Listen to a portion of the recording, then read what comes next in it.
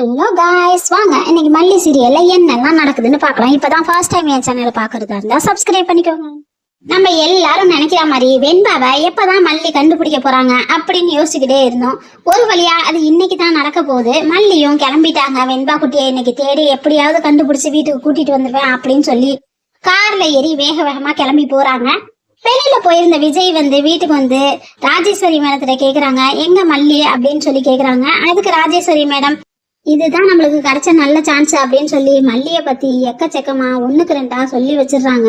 அவங்க என்ன சொல்றாங்க ஏது சொல்றாங்கன்னா தெரியல. ஆக மொத்தம் மல்லிய பத்தி தப்பு தப்பா தான் சொல்லியிருப்பாங்க அப்படிங்கிறது தெரியுது. விஜய் கேட்ட ஒரே ஒரு கேள்வி மல்லி எங்கங்கிறது தான். அதுக்கு இவ்வளவு நேரமா பேசுவாங்க அப்படின்னா அவங்க ஏதோ மல்லிய பத்தி தப்பா சொல்லி வச்சிருக்காங்கன்னு தானே அர்த்தம். விஜய் கிட்ட ராஜேஸ்வரி மேடம் மல்லி வெண்பாவை தான் தேடி போயிருக்காங்க அப்படிங்கிற ஒரு விஷயத்த அவங்க கிட்ட கடைசி வரைக்கும் சொல்லிட்டாங்களா என்னங்கிறது மட்டும் ஒன்னும் புரியல. மறுபடியும் ராஜேஸ்வரி மேடம் விஜய்க்கும் மல்லிக்கும் ஏதாவது பிரச்சனையை கிளப்பலாம் அப்படிங்கிற எண்ணத்துலதான் இருக்காங்க போல.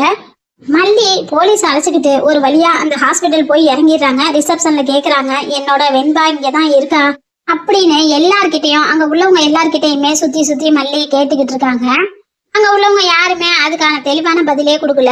அங்க உள்ள நர்ஸுங்க எல்லாரும் ஒன்னா சேர்ந்து வந்துடுறாங்க. அப்ப அந்த ஹாஸ்பிட்டல்ல வேலை பார்க்குற இன்னொருத்தரும் சேர்ந்து வந்து, என்ன மேடம் என்ன ஆச்சு அப்படின்னு சொல்லி கேக்குறாரு. அதுக்கு என்னோட வெண்பா இங்கதான் இருக்கா, இந்த ஹாஸ்பிட்டல்ல தான் இருக்கான்னு எனக்கு தகவல் கிடைச்சிருக்கு, அவன் எங்க இருக்கான்னு சொல்லுங்க அப்படின்னு சொல்லி கேக்குறாங்க.